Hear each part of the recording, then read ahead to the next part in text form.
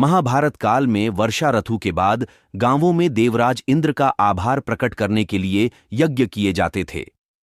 इंद्र मेघों के देवता हैं और उन्हीं के आदेश से मेघ यानी बादल धरती पर पानी बरसाते हैं।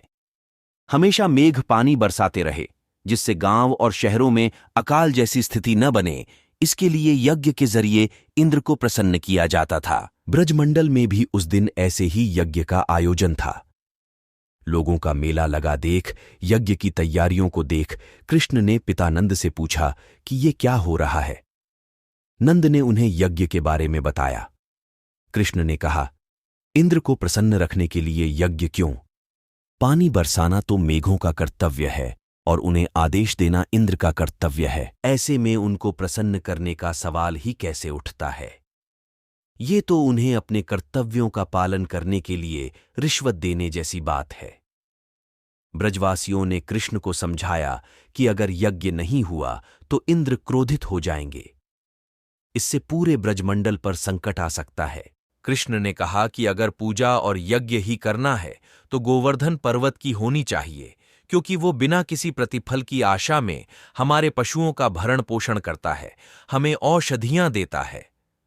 बहुत बहस के बाद ब्रजवासी कृष्ण की बात से सहमत हो गए और उन्होंने इंद्र के यज्ञ की बजाय गोवर्धन की पूजा शुरू कर दी।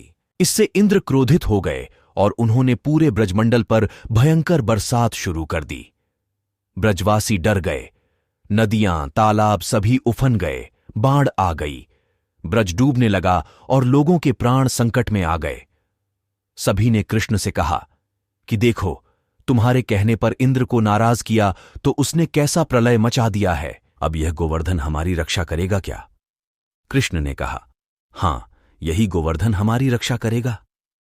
कृष्ण ने अपने दाहिने हाथ की छोटी अंगुली पर गोवर्धन को उठा लिया। सारे गांव वाले उसके नीचे आ गए। वे बारिश की बौछारों से बच गए।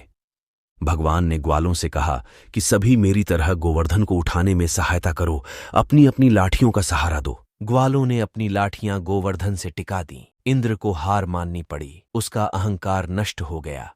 वो कृष्ण की शरण में आ गया। भगवान ने उसे समझाया कि अपने कर्तव्यों के पालन के लिए किसी प्रतिफल की आशा नहीं करनी चाहिए। जो हमारा कर्तव्य है उसे बिना किसी लालच के पूरा करना चाहिए।